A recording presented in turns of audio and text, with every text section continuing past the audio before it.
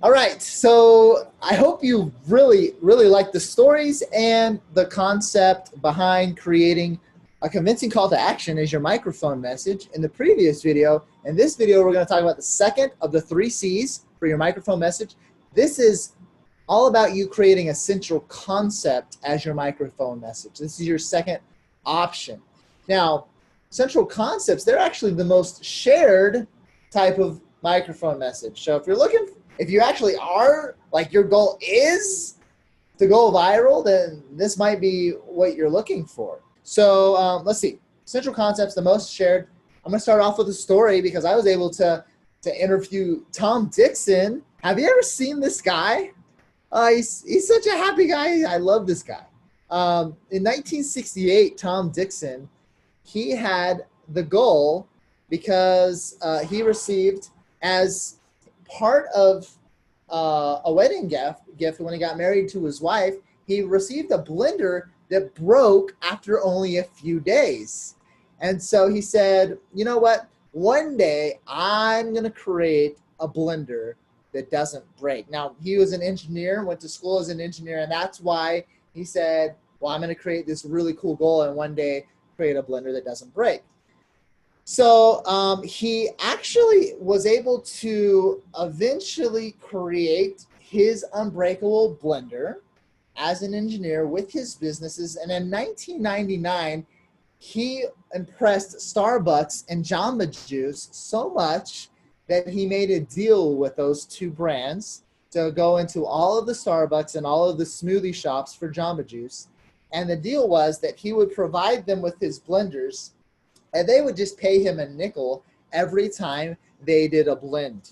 And that's what put Blendtec, the Blendtec company, on the map, this one deal. And it helped them generate millions of dollars of revenue for the business. Now, I was able to interview Tom Dixon, like I said, and I got some more details about how the evolution of the company progressed, because what happened was Tom Dixon said that the deal he thought was going to make it so that people would start knocking on his door and asking for these blenders. If you had your blender and all of the Starbucks and all of the Jamba Juices in the entire world, wouldn't you think that sales would start exploding for your blenders selling to consumers? Well, that's what he thought, and that just wasn't the case. It didn't happen. And in 2006, he eventually said, you know what, for me to grow, I'm going to have to hire a marketing manager because I don't understand why we're not selling more of my blenders to consumers. It's the best blender in the world. So he said that he paid George, the marketing manager, a good amount of money to come on to Blendtec. And George, the new marketing manager, saw a pile of sawdust on the floor. And he said, well, what's this? What's all this sawdust doing in a factory for building blenders? And somebody said, oh, that's Tom trying to break the blenders. And the marketing manager said, what? He's trying to break the blenders? How's he trying to do that? And Tom would actually regularly take 2x2 pieces of wood and shove them down into the blenders while they're on spinning and try to break the blenders to make sure that his blenders were the most indestructible blenders in the world. So the marketing manager, George, says, this is incredible. We got to show the world this. This is our microphone message. And if we can show people this, then maybe sales will start to take off. So what Tom didn't realize is how incredibly unique that was for him to be able to blend things inside of his blender and to try to break them. And so George comes to Tom and says, hey, I want you to blend some stuff for some videos. We're going to try out some social media. There's this new thing called YouTube, and we're going to put them up and see what happens. And he says, what's my marketing budget? Well, Tom, because even though they were all in all the Starbucks and Jamba Juices, their sales weren't amazing. Tom says, hey, marketing guy, George, you're the budget. I don't have much extra money for you to invest in this marketing plan of yours. And George says, well, how about $50? And Tom says, okay, you can have 50 bucks for us to invest in these videos. So with a 50-buck marketing budget for these videos, George goes to the Home Depot and he goes to the Costco and he buys a rotisserie chicken and he buys some marbles and some candles and a bunch of stuff. And he tells Tom, hey, Tom, we're going to turn on the camera. We're going to shoot these quick videos and you're going to blend them. So Tom does it. He blends some marbles, some candles, a bunch of stuff, rotisserie chicken. And here's one of the first videos that, to give you an idea, here's one of the first videos that, well, it's actually, this is the first video that was posted to Blendtech's YouTube channel. Will it blend? That is the question.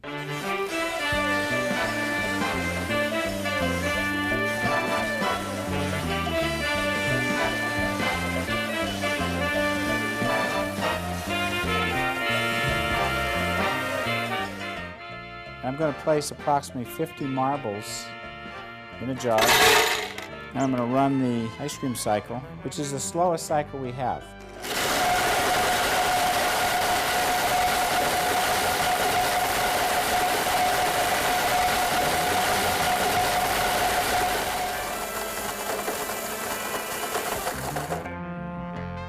This is glass dust. Don't breathe this.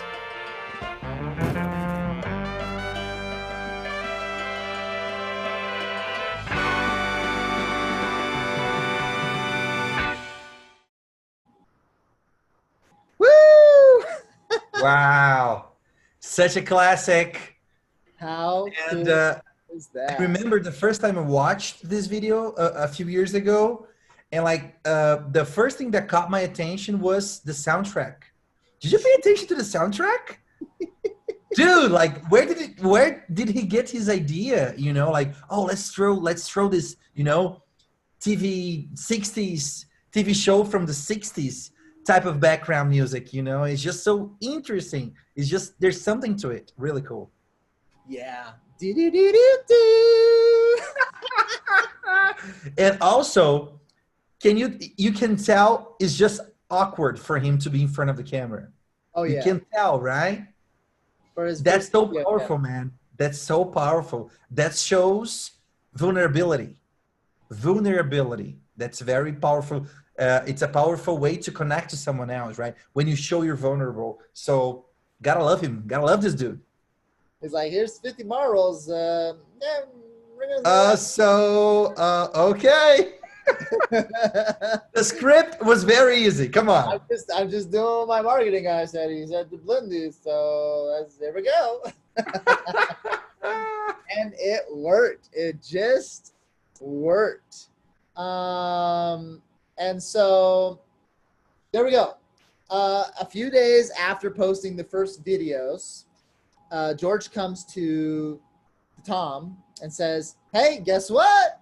We've hit a home run. We have 6 million views on YouTube in the first few days. And Tom was like, wait, what's YouTube again? Because Tom hadn't even ever like jumped onto YouTube before. He's like, wait, WhoTube? Like, what is this that we got 6 million views from? And so anyway, Tom was in his 60s at the time. And because of YouTube's popularity, because it was in its infancy and still growing, not everybody had heard about YouTube yet. Now today, everybody knows about YouTube. But at the time, you know, it was new. 2006, it was newer, right? So anyway, Tom finished the story by saying, so after the videos go viral, Jay Leno calls and says, hey, Tom, we would love to have you on the show next week. Whoa, how cool is that? How cool. And Jay Leno says, how soon can you get there? Get here. How cool is that? So after Tom's appearance on Jay Leno, he appeared on the Today Show, Modern Marvels, a commercial for Dibs ice cream, and much more. And it seemed like people couldn't get enough of watching Tom blend with his unbreakable blenders, everything from Avengers action figures to Easy Cheese. Okay, so he has videos where he's trying to blend crowbars, diamonds, golf balls, iPads, iPhones. You get the idea. And with all of these videos, over 160 videos. 71 of them have over 1 million views. And the iPad video has 18 million views, one of the most popular ones. Okay, so amazing stuff. And in the first few years, this marketing campaign that started with a $50 budget helped increase Blendtec's sales to consumers 700%. 700%. How cool is that? Okay, so this is a central concept. This is the second type of this is the second C, second of the three C's for your microphone message. Your second option is creating a central concept as your microphone message. And there's three main characteristics of a successful central concept. The entire message is focused on a single big idea. The message usually evokes at least one of the major emotions: humor, happiness, surprise, fear, anger, etc. And this type of message almost always shares a story. Okay. Most common way to identify a microphone message that's categorized as a central concept is that it shares a single big idea while telling a story. Okay.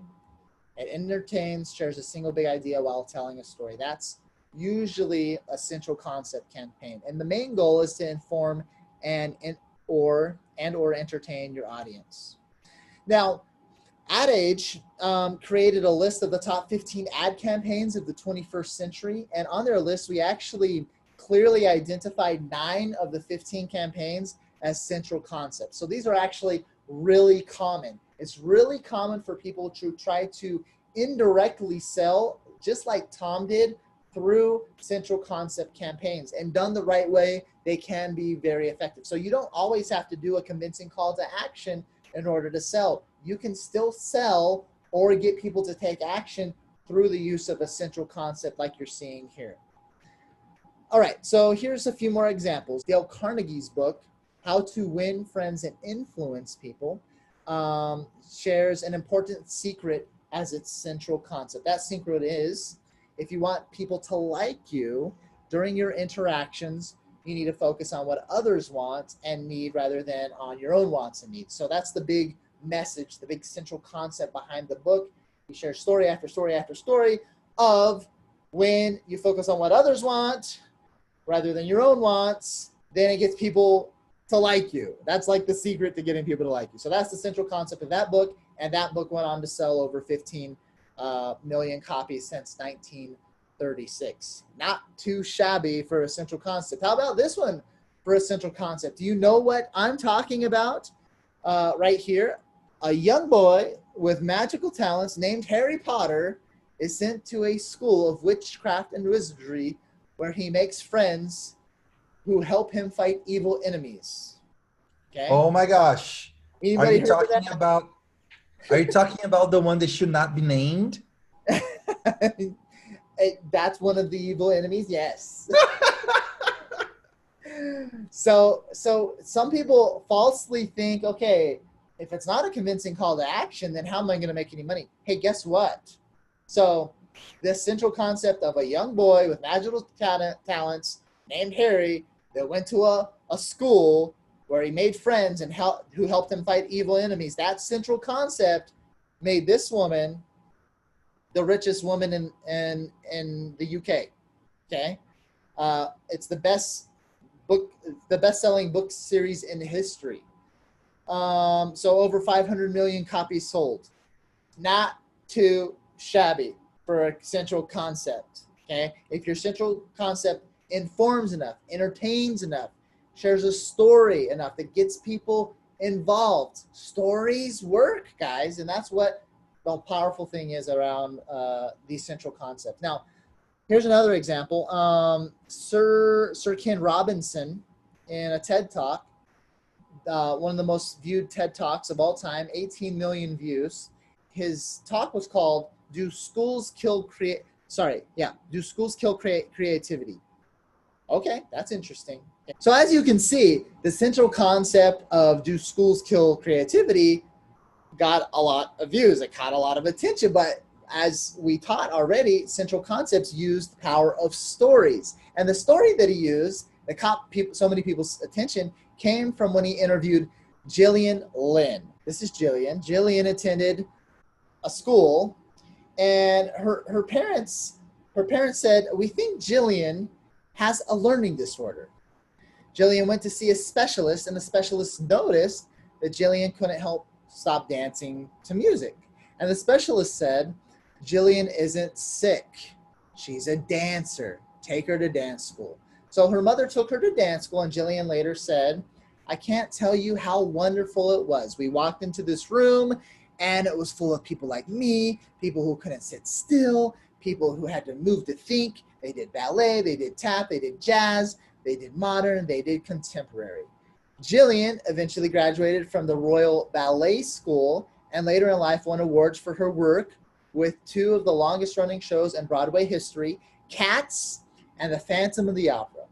So by including Gillian's story in his speech, okay, it helped prove this central concept that maybe schools are killing creativity, right? Because we're trying to create this pattern for everybody to go to school, but it doesn't work for everybody. So one of the most famous people in history, Gillian Lynn, was proof that he used through this story. And that's the power of story. That's the power of central concepts. And that's because of that story as well, from that interview that he did with Gillian Lynn. That's one of the reasons why his speech went so viral. So over 18 million views, TED Talk.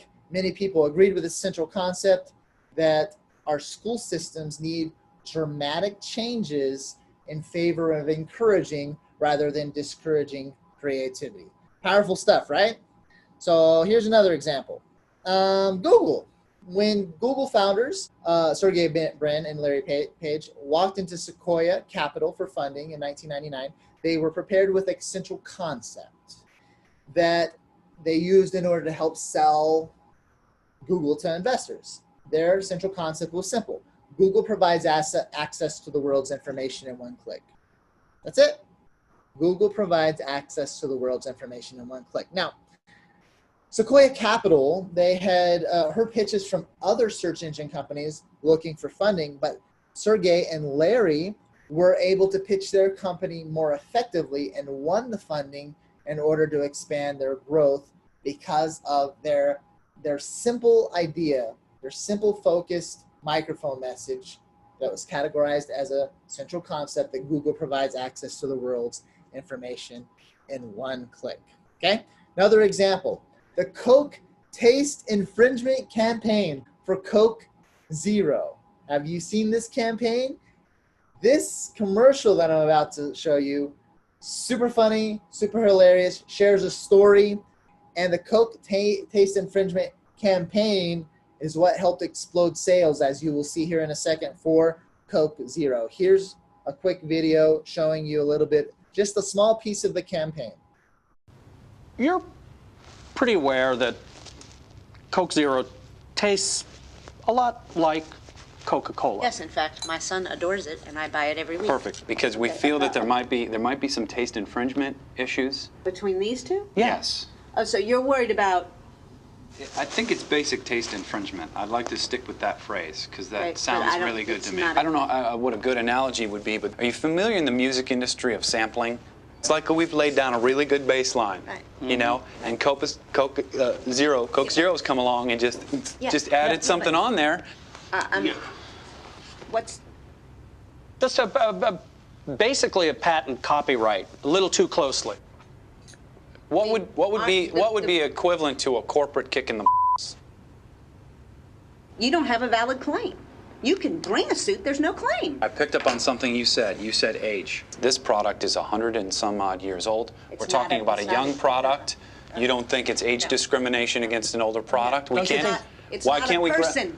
Title VII doesn't cover these things. Ron, on more than one occasion, has pointed out that Matt is bald. Is that age discrimination? Is that discrimination in any way against the hairless? No. Hairless are not protected. Could we sue them just to get it into court to just humiliate these people? You'll be humiliated and you'll We'll get be fired. humiliated and you'll get fired. I don't want that. I don't want that. Oh my gosh. Oh my goodness. Oh wow. How funny is that? Now, if that lady was acting, she's an amazing actor because that looked totally like they were messing with a lawyer that was completely serious, and they were just pulling her leg, and she had no idea. That was great stuff, right? Did this work? Did this work? Well, it actually did, and it helped increase 34% sales for Coke Zero in North America. Now, 34%, when Pedro and I talk so much about doubling your sales and getting these massive results, and when we show you examples of people, having successful political campaigns and winning presidencies and stuff, 34% increase might not sound like so much, but you got to realize we're talking about a multi-billion-dollar company here, and so a 34% increase in sales can translate to tens of millions easily in extra sales for Coke. So there we go. Another central concept that worked so well is the Truth Against Tobacco campaign. Do you remember this campaign back in the day? So in one commercial, teens dump body bags outside of Philip Morris, the cigarette maker, outside of the headquarters to represent 1,200 deaths that tobacco use causes each day. So they wanted to help Philip Morris visualize the negative effect that they're having on the world. And did this work? Well, the visual central concept of 1,200 deaths per day was so memorable and effective. I remember it growing up. But the campaign was directly responsible for keeping 450,000 teens from smoking during a 4-year period. Wow, that's pretty good. And they saw a 22% decline in youth smoking between the year 2000 and 2002, attributed solely to the Truth campaign. How cool is that? And Eric, the chief marketing and strategy officer of the Truth Initiative, said, we could run that body bags spot today and it would still resonate with the audience and have power. That spot is part of our DNA. In other words, that is a central concept as a microphone message that it's evergreen. It works. It resonates with people. It connected with people. Very cool. So there are three main characteristics. Like we said, summary of the three main characteristics. The entire message is focused on a single big idea.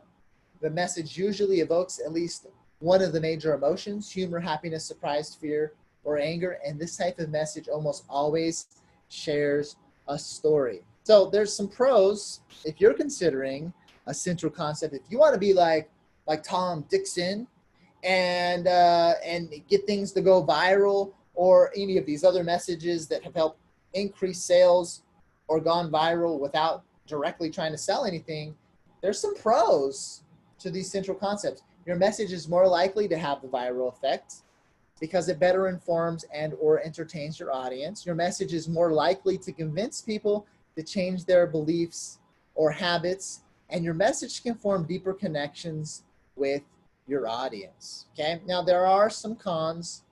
One big thing to look out for is that if you're not careful, it might actually be hard for you to measure if your message is generating your desired results. Central concepts are great. We like central concepts a lot, but it can be kind of hard to see if your message is really connecting and really having the desired result that you want. This is because as your message is shared, it might be harder to see if the people sharing are the ones most likely to actually take action. So will you choose to create a central concept as your microphone message? Here's a few questions for you to discuss, to write down, to answer, and or to discuss with your team. What microphone messages have you responded to in the past because they followed the 3 steps of a central concept? And what central concepts have you produced in the past that resonated with your audience? Why did those messages connect? And what new ideas do you have for creating a central concept as your microphone message? All right, so there we go. Are you excited? That's the second of the 3 C's. I hope you have more ideas. Go ahead and write down your ideas for possibilities for your microphone message.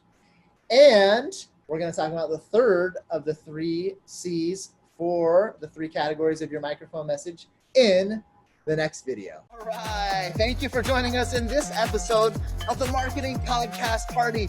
Please share this episode with your friends, family, and business partners. Also, remember that the party continues with your free copy of the Ideas That Influence book and interactive box experience. I wrote the book and created the box experience to help you with even more wildly successful marketing ideas. Head on over to bigideasbox.com to grab your copy. You'll get your copy for free. You just pay shipping and handling. Once again, that's bigideasbox.com for your free plus shipping copy of Ideas That Influence. I'm Daniel Din. This is the Marketing Podcast Party, and I'll see you in the next episode.